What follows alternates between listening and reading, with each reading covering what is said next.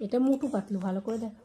এটা মোটু পাতলু। ঠিক করে দেখো, দেখানো যাচ্ছে। মোটু পাতলু। হ্যাঁ।